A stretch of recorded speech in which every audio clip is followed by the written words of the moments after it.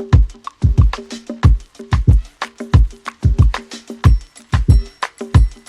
you get closer to love? How you? Welcome to the Original Podcast, powered by Gabi Media. I'm here with Brandon Gonzalez. Andrea Gonzales. Nice to have two amazing, beautiful people here. We go way back. I definitely appreciate you. I definitely admire the work that you do.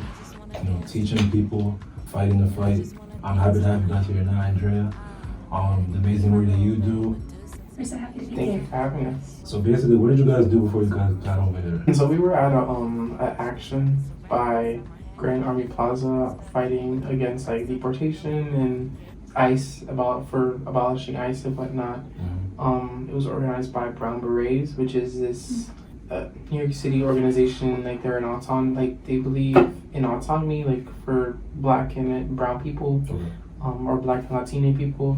Just centered around like immigration, critiquing like Joe Biden, who has at this point in time, like right now at the time of this interview, deported over 600,000 people, which is far surpassed what Trump has. That's crazy in short amount of period of time, right? Yeah, he's only been in office for 6 months, so the action kind of shows and highlights like, you know, hey, this immigration problem, like deportations and all that's still happening, regardless of who's president. Yeah, I mean, it was a really awesome action. Like, I'm glad that we got to go. Like, Brandon and I always talk about how, like, you know, we want to be out more in the community. And so being here in, in community with the Brown Berets, with the larger New York City community, talking about immigration, I'm really grateful that I got to be there. So I'm really happy that we are talking about land back in unison with defending the lives of folks that are migrating to this country for safety and opportunity. The transition from Trump to Biden wasn't really that much of a difference. It wasn't that much of a change, at least for like the people that suffer from the violence of like deportation, suffer from the violence of like police violence, suffer from, you know, all of these different systemic issues that are very much intentional. Like that doesn't shift because it goes from one party to another. And we saw that very clearly with Biden, and that's something a lot of folks like leftists, basically people on the left, the far left of the political spectrum, you know, been warning about like, hey, regardless if we elect Biden or not, nothing's gonna change. Like him being put into the primary and him winning the primary was a loss, essentially. It was not a win for anybody in our communities, especially in anybody's community, but especially for people on the left. Like it was a heavy loss because people would see that as like, okay, America's shifting, America's changing, it's a new face, a new day, when in retrospect, or in reality, it's not the case. He's basically said, like he said it himself, nothing will fundamentally change. When he literally, prior to him being inaugurated, he said it bold face. So it proves that like the warning calls we had weren't just like nonsense. Like we were just saying the honest truth. Like the presidents don't serve us. They're elected by us, but they're not necessarily representative of us or our interests as like working class people or as people of color. They work for the elite. They work for the capitalists, the bourgeoisie, the top 1%, those who hoard the wealth, or those who have that, like the Jeff Bezoses of the world, the Bill Gates. They don't work for the average Andy, Andrea, or Brandon. Kamala Harris being the vice president, you know, the first woman of color, the first Black vice president. It looks pretty to the eye to folks that don't. Yeah, it's really. It's horrible because, you know, a lot of our community members would have trust in someone that looks like us, right? But, you know, that's false trust. She does not work for us. She went to, I don't know what Central American country, but she told them not to come here, right? And she told it to her faces, do not come to our borders, we will not help you. And so people vote for, you know, the Democratic Party thinking they will be more sympathetic to those who are in need, but that will never be the case. Democrat, Republican, regardless of what it is, any form of political elite, any elite of any kind, will never be serving the people who need help or people who need assistance or resources. The resources will never be allocated to them to us by them. It'll be the community coming together. The community will give us our liberation, not some person who doesn't even live here, not some person that doesn't know our daily experiences, not some person that doesn't know how much work it takes to even keep our housing, to get food on the table. All of these essential things of our existence, they will never know. And so it's really important for the community to be aware and be conscious of the fact that, you know, when we work together, when we rely on each other to keep each other safe, to keep each other accountable and free, it'll come from us. It will not be coming from any kind of structure of violence or any like person of violence. Yeah. Eric Adams and like I guess by extension like the Democratic Party, New York City as a whole, like mayors past, you know, like none of them have really changed much to, I guess, help the people of New York City. Basically, like we still are dealing with gentrification. We're still being hunted by police and by ICE and by all of these different like agencies, like the police state basically. There's still Rikers Island is still, you know, all these other prisons and detention facilities are still operating and torturing and harming people and starving people. Highly populated. There's a high COVID death rate. You know, there's a lot of people dying still, and people sick. People can't afford healthcare. There's still houseless people.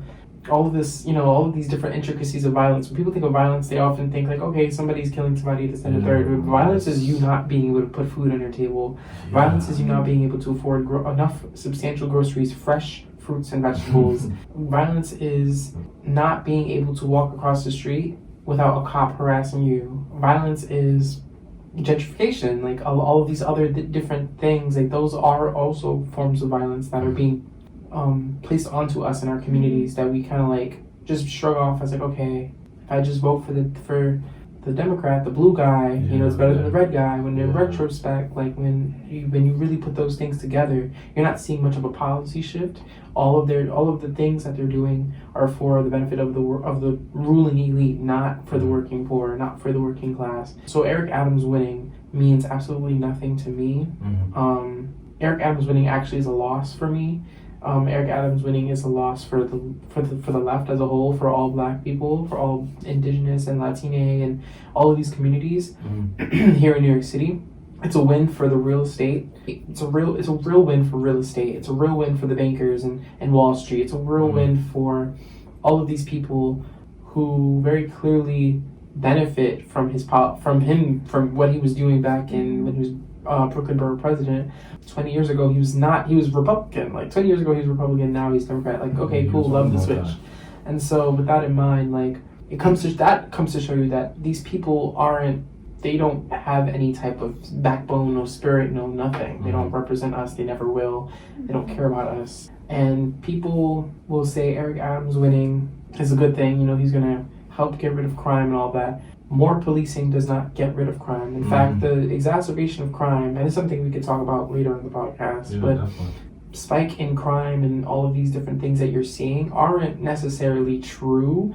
The news just loves to promote crime more. Right, like if you look at the evening news, you're not going to see a lovely story of a family, you know, having a nice meal. You're going to see a story of 3 armed people shooting up a store. You're going to see a story of somebody running over an old lady. You're going to see a story of somebody spraying bullets in a party. You're not going to see anything good or positive. And that's what corporate media does. Corporate media sells you nightmares. It sells you your fear in order to buy your fear in a vote. We want to also recognize that, you know, we experienced an incredibly violent summer with NYPD in the past year, right? And so when this entire election process of who's going to be the next mayor of New York City, we were battling with the NYPD in the streets. Our community saw that. It was impossible to. You definitely were outside. And like, you know, regardless of whether or not you were an activist, people in their homes watched the news. They were on their Instagrams, their Twitter feeds. They saw their loved ones get run over by the police cars. They saw us get arrested. They saw us get beaten. You know, we engaged with that. And so the community witnessed all that violence and all that pain. And they tried to make the best decision possible. And they figured, you know, that having an ex-police officer would be somehow would reform policing. People are brainwashed into believing that the police equals safety. We are told that, you know, and when anything goes wrong, we go to a police officer first. You know, we're taught to confide in these people before we confide in our community members, before we confide to our friends and our comrades in our streets, right? And that's just like the distrust that they breed. They want that. They want us to turn our backs against each other. And so when Eric Adams was running, people saw his campaigns. He's an ex-cop. He wants to reform the police. And reform's a really pretty word to folks who don't really know what it means. When you really look into it, reform means absolutely nothing. It is insufficient to what we actually need. Putting more cameras on police officers has never been proven to actually work. Putting more cops in our polices, more cops in our schools has never been proven to work. The oversaturation of police officers in our communities have never worked. And that's what reform means, and people don't really understand that won't help us. And so I'm honestly not surprised that Eric Adams win, because people are scared. People don't know what to do next. And all of this propaganda has taught us to believe that he would be the next solution. However, if you even start digging into his record, you see that he supports stop and frisk. You see that he supports broken windows policing. The only way that we truly stop violence is not by electing a cop, it's by resourcing our communities. And I'm not sure any mayor would have been able to do that, but that's what we actually need. Not a single candidate was good, and I don't think that we should be looking at mayors anyway. I don't think any mayor will do justice to what we need or what we desire. I think that what we need is a true challenging what already exists. And I don't think a mayor can do that. It explains that defunding the police is in the process of abolition. And I don't want to scare folks with the word abolition, because thinking that things are just dismantled and replaced is scary. Getting rid of things is scary if we don't know what's going to come next.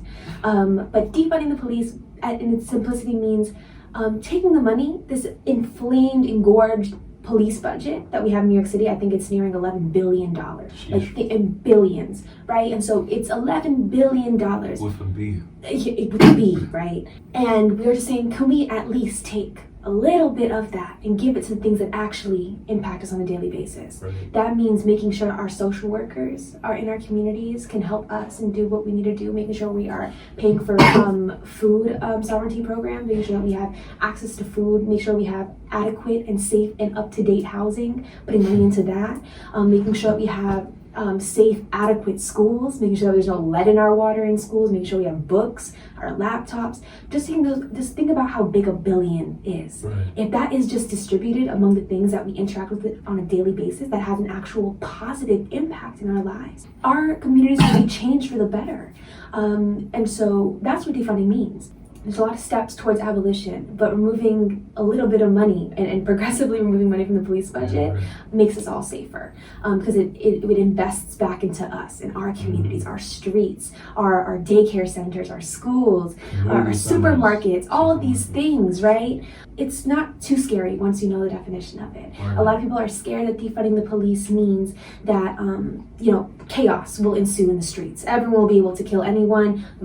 Stores will be robbed. We will all die. That's definitely what I thought before you explained it to me. Yeah, that's what we're taught to believe, that we need police officers to be safe. But when we really look into it, defunding just means we're giving back money to us, the people who need it, who know where it needs to go. You ask anybody down, walking down the street, and they will tell you what needs to be funded in a community. They know, because they interact with these structures every single day. And so when we take this $1 billion, give it back to a community, we see a change in the way that we interact with each other and with the community. We reduce gun violence. We reduce violence of all kinds when we actually invest in our people. So 4th of July was independence for nobody but white, slave-owning, the bourgeoisie, the ruling elite. The 4th of July means nothing to Black people who were enslaved.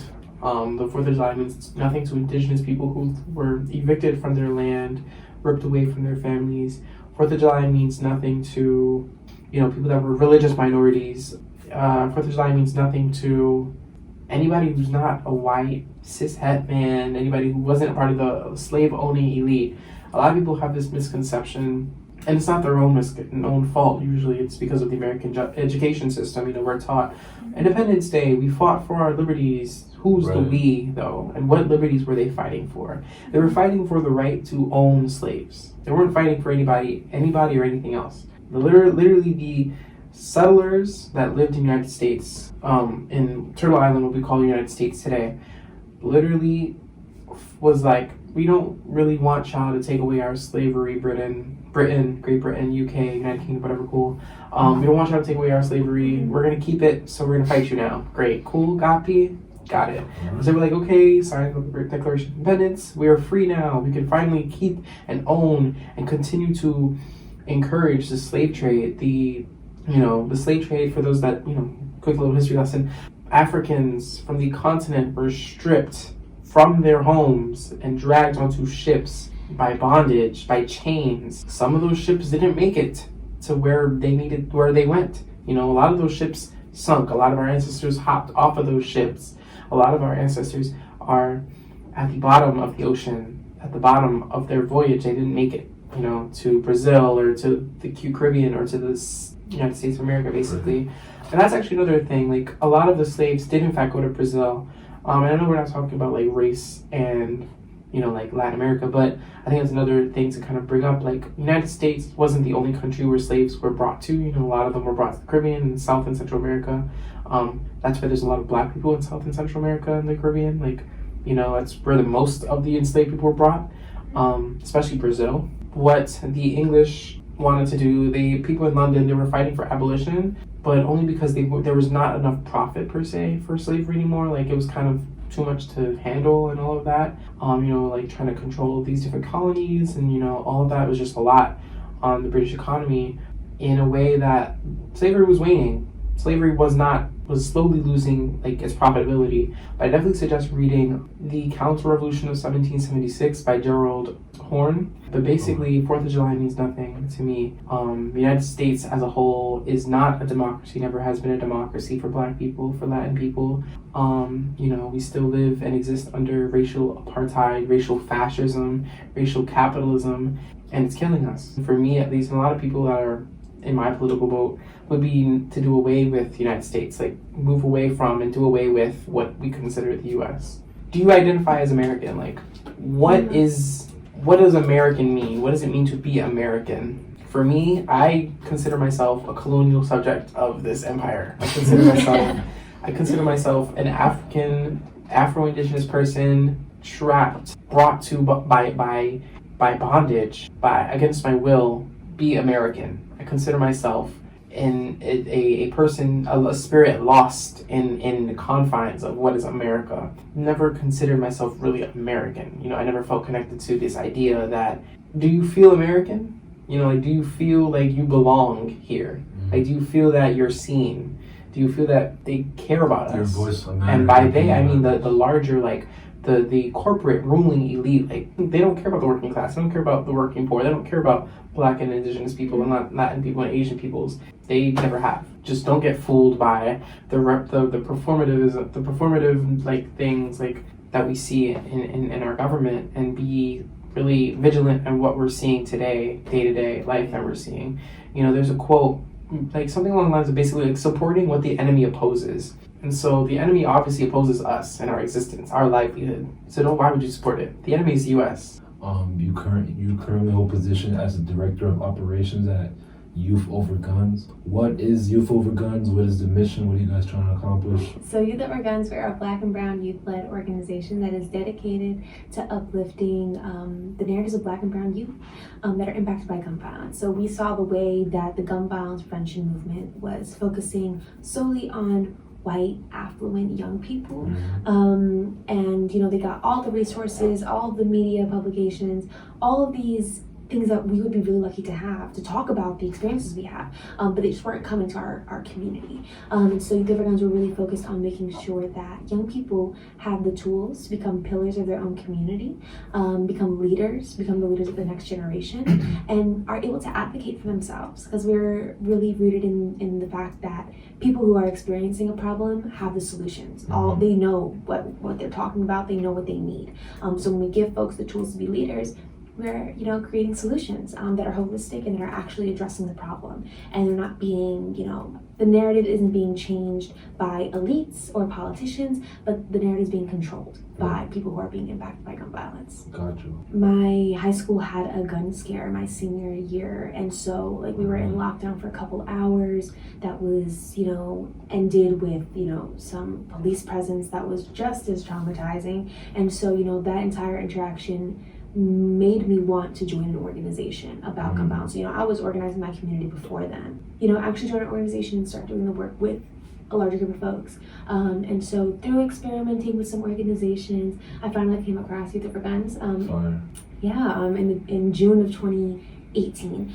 So I was 17 years old when I found Youth for Guns, and I've been with them ever since. Perfect. You know, you guys have great ideas in regards to making our community safer.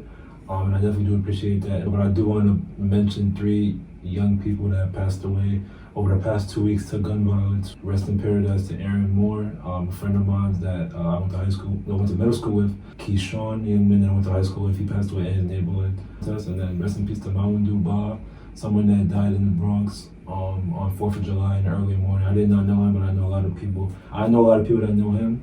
So rest in peace to them. It's a fight that we're going to continue to fight. How's your mental health?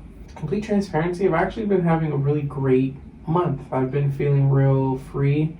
Of course, like with organizing, you know, like there's definitely moments where I'm stressed out a bit, but I feel like I've been learning a lot about like how not to be stressed in situations. Like I'm really managing my time well and managing like the things I have to do well. If like news, I feel like if I'm taking too much in, like too much negative news or whatever, go away and I read. I just read whatever I want to read. I read a book from my personal library. I watch a movie. I just do something else, you know, something that I feel like will take my mind away from something. I would create. I like to create a lot. I'm really into like using whatever negative energy I have to just make things. Feeling sad or depressed or low or whatever, I would often just like create like political education or like a flyer or something. Like out of just, you know, that's just something to take my mind off of like what I'm feeling. I feel like I've done a lot and I've been with a lot of my friends and whatnot, and I feel real connected and loved. The pandemic really took a lot out of me. And like, you know, the events of the past year has taken a lot out of me, from organizing, being home a lot. I've lost a lot of relationships, you know, due to my mental health. I'm like happy to say I'm better now. I'm going to therapy now. Beautiful. It's really awesome. And, you know, like I'm really grateful that I have this space to, you know, navigate a lot of the trauma I've experienced already in 2021. You mentioned like, you know, some childhood friends that you lost to gun violence. You know, I lost 2 folks to gun violence this year. Exactly. And that's the reason why I went back to therapy. Because I used to go back to therapy when I was like in middle school and high school, and I went back for the folks that I lost. You know, I could be better, I could be of service to my community and continue doing work for, you know, the ones I love. Like Brandon said, I think June was a really great place for me because it was filled with a lot of community, and I love that. Like I love seeing, I saw like Brandon like once a week that month. I made so many friends that month. I was dancing and celebrating life, and I really hope those summers filled with more of that. I think with more opportunities to celebrate life, I feel more myself, happy and proud of where I've gotten to, and like, you know, because I can reflect on the past and see how much I've grown. Well, let's get into our quick hitters, couple of fun, light questions I want to ask you guys. I know you guys are getting ready for your answers. This is a question that I was perfect that you brought it up, that I brought up during the break. During the pandemic, what did you learn about yourself as a person? I know we talk a lot about politics, but learning our politics, like really digging deep into why we believe what we believe, how to counter if somebody tries to test what we believe, like, you know, what are some good arguments? How does it relate to our lives, like our daily lives, our interpersonal relationships? Like, you know, how do we lead with love in our organizing? Personally learned a lot about my identity, a lot. Like, I dug deep. Like, I learned about my family history, learned about like my gender. I'm still learning, but I feel like I know who I am now. I feel like the pandemic, I wouldn't say it was a blessing in disguise. I hate when people say that. I feel like it was an opportunity for us to take a pause and to really internalize, like, okay, what's going on? Like, why are things the way they are? Or like, why am I the way I am? And that's definitely what the pandemic has granted me, the space and time and opportunity and the privilege even, because not a lot of people had that privilege to just sit down with themselves and be in their space. You know, like I had the privilege to just sit in my room and journal and to vent and to be emotional and to be with friends did like FaceTime and Zoom and stuff. And to learn, like I had the privilege to buy books and to take information and to also have the privilege to teach people. That was just what the pandemic taught me. Like it taught me like all the skills that I already knew. Like it helped me tap into that.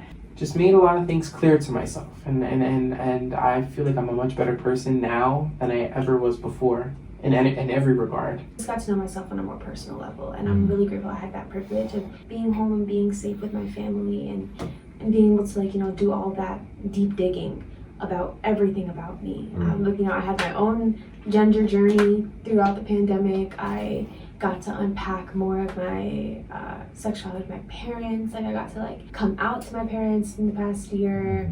I had more conversations with my parents, and I'm really grateful that I had time to myself and the ones that I loved in the pandemic. What are your 4 favorite artists of all time? Obviously, one of the best vocalists of the late 20th century, early 21st century, Brandy Norwood. Brandy is Sade and go to Lana Del Rey. I grew up on Lana Del Rey. That was my middle school phase. Even though she's racist, please. Wow. Please. You know, she loves her little 1950s core. I'm like, okay, come on now. Lana Del Rey. So we got Lana Del Rey, Sade, we got Brandy. Who's that last person? The last person gotta be Azalea Banks. I'm not even gonna apologize for that one. It's so problematic. But she makes music, and I guess an honorable mention, something that I'm getting into recently, either Sophie or Tinashe. Sophie, she's an artist that died, like I believe, like during the pandemic, like last year. She fell off her balcony. Solange. Oh yeah, you did want to say that. Solange. So I have Megan Thee Stallion, I have Rico Nasty, and I have Princess Nokia, because they make loud music, and it makes like, you know, my brain feel better. And then my last one is the first vinyl, I don't know how to say that, but the first record that I ever bought, The Emotions. Cool. They make disco music, and I love that. So yeah, those are my 4. Any honorable mentions? Flo Milli, I will recognize her. I love her music. Oh, I like Anderson .Paak. I like his music.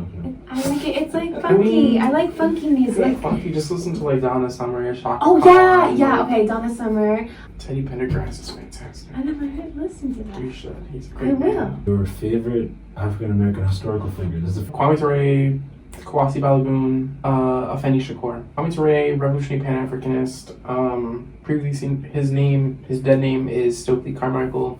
Definitely suggest y'all look at his lectures. That man is brilliant. Kawasi Balagoon, revolutionary New African. He was an anarchist. Shot up a couple banks. Was doing a damn thing back then. He died in prison of AIDS-related complications in the late 90s, I believe. R.I.P. to him. Rest in power to him. And then Afeni Shakur, Tupac's mother, and also honorable mention Tupac. Like what? Yeah. And Asada. His aunt, Asada Shakur. Fred Hampton, he's someone I look up to very dearly. Octavia Butler. I just got into her writing last winter, and it's completely changed my life. There's so many folks, and I'm like blanking. Oh, Claudia Jones. I want to learn more about her, but like every single time we talk about her in our political education class, like I am like so fascinated about like, you know, how she has like built the foundation for so many things that we talk about today. If you could have dinner with any 5 people dead or alive, who would they be and why? Miriam Makeba, James Baldwin, Lolita LeBron, George Jackson, Betty Shabazz, Malcolm X's wife. Miriam Makeba was a singer, a South African singer and activist. She was hardcore.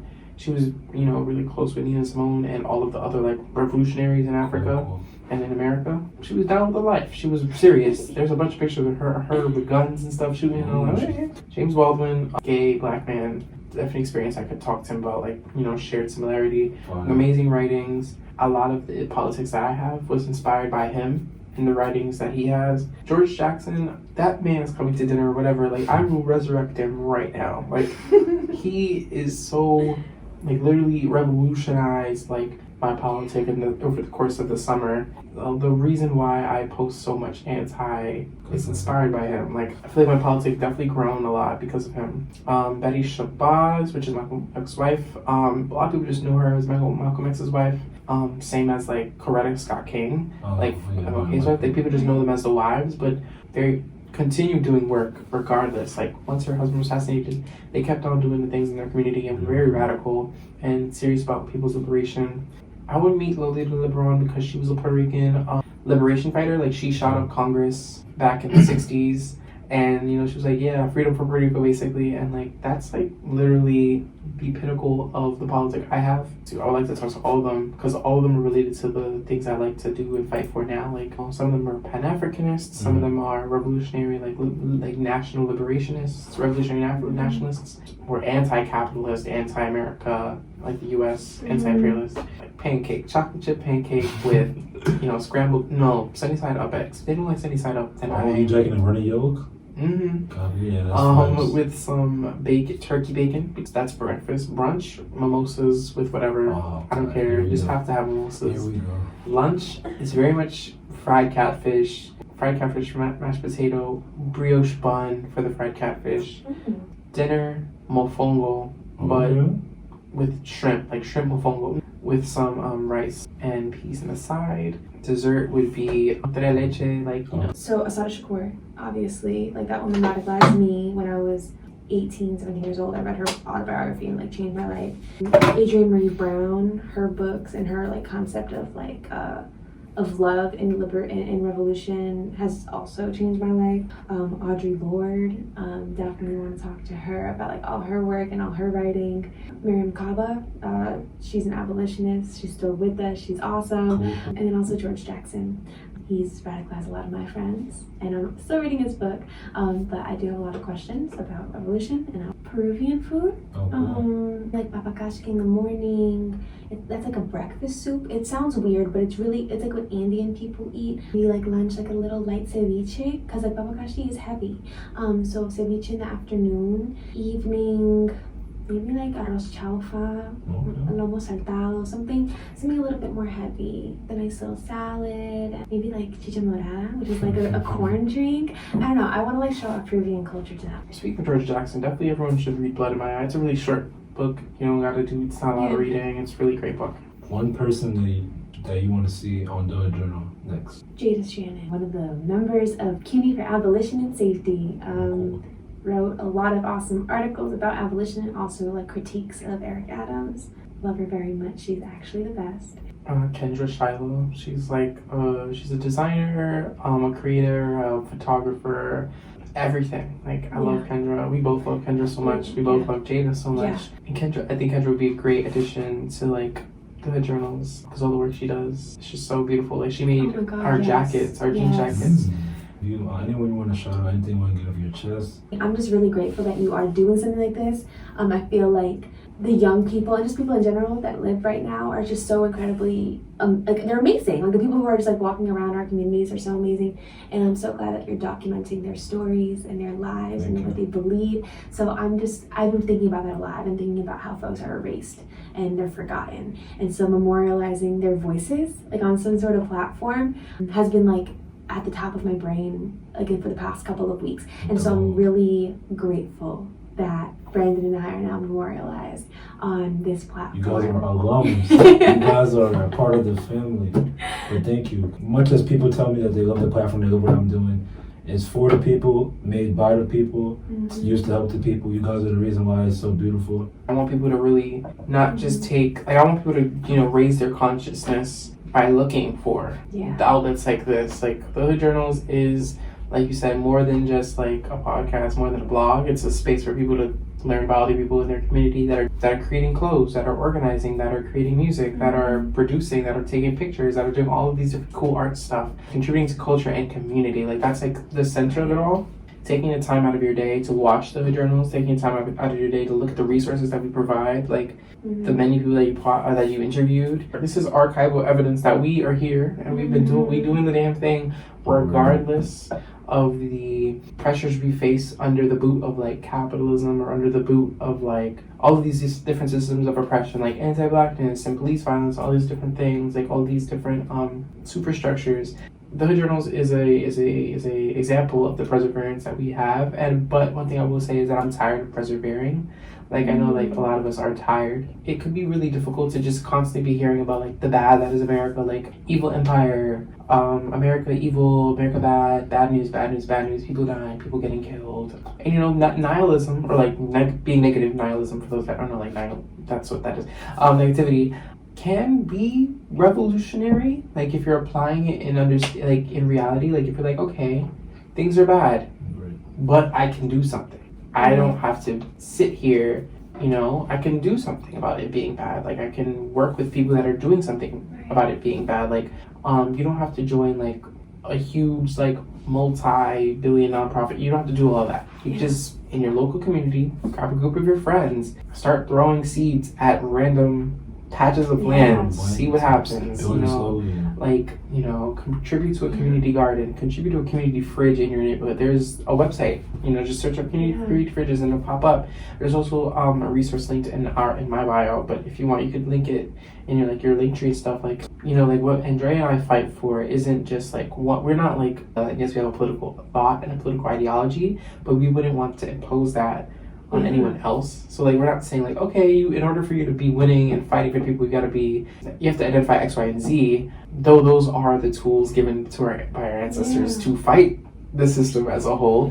You can be whoever you want, and as long as you are committed to our collective liberation, then you are an ally or comrade in my eyes always. Yeah, no, just like, that's exactly what it is. Like, you know, we don't have to agree on everything. Like, that's not what collectives are about. That's not what like being comrades are about. We don't have to agree. We don't have to even, like, you know, completely like each other. It's about, like, you know, being in the struggle together for our collective liberation. If you are passionate about being free and having your loved ones be free, you know, get engaged in whatever way you can. Like, you know, our politics, we already have that set. And you might believe, like, you know, we're only accepting one type of activist, but it's not even the case. Like, we're not asking everyone to be involved in direct actions in sort of like a non-permitted protest or blocking a road or any of that stuff that involves like direct interaction with the police. You can be on the police scanners letting us know where the police are coming from. That is necessary work. You can be the ones writing our poetry, the ones writing our books, the ones making our curriculum. You can be the ones taking care of our children and our siblings while we're out in the streets. There are so many ways to get engaged. You know, it's a shame that, you know, our culture tells us that we can only be an activist in one way. But there's so many different ways, and anybody can be engaged with this work. You don't have to be going to school for political science. You don't have to be going to school for, I don't know, anything related to politics. You could just be like doing what you want and doing what you love, but being rooted in liberation and being rooted in community and just like in love for each other and for yourself. And so I recommend everyone getting involved in whatever way they can, regardless if they, like, you know, have the funds or not. Like, you know, just donating your time, your energy, your presence to space makes a really big difference. And so I get that, like, sometimes it's scary and daunting to get engaged in this work. The big books, the big words, the big people that sometimes occupy this space. But I promise you, like, you will be welcomed with open arms. Like, absolutely anybody who walks into a space will be welcomed with open arms. I guarantee that someone will walk up to you and ask you what your name is and how you're feeling that day, and if you need a bottle of water. Like, that's what they're gonna ask you as soon as you get there. I've gone to protests alone and I've left with like 3 new friends every single time, because that's what liberation's about. And so I recommend folks be brave and enter these spaces, because I'm certain folks are waiting for you. You have so much to offer, and we're just waiting for you. So yeah, we all play our very, very unique role. Like, I'm looking at right now the social change ecosystem map, and like, we all have the role of being storytellers. We all have the role of, like, Andy's role is a very pivotal one in revolution. It's archival. You know, we need to archive our revolution. We need to archive our culture. We need to archive our existence. And creating stories. That's integral to what we're doing. We need healers. We need people to be there providing water and resources. We need people to be able to print stuff. You know, not everything has to be like, you don't have to, when we're talking about revolution, read all those books to be an organizer or to understand your struggle. You know, just develop your consciousness by being with people who are fighting for exactly what you want. Thank you, Brandon. Thank you for Andrea for this conversation. Definitely appreciate you for coming over this way. And that's a wrap. Opening up, how you make excuses for billionaires you broken up, but sunny niggas around me rolling up and smoking me up because my rainforest cries. Everybody does a little, and I just wanna dance tonight. Yeah, he my little baby Medusa tipping the juice up.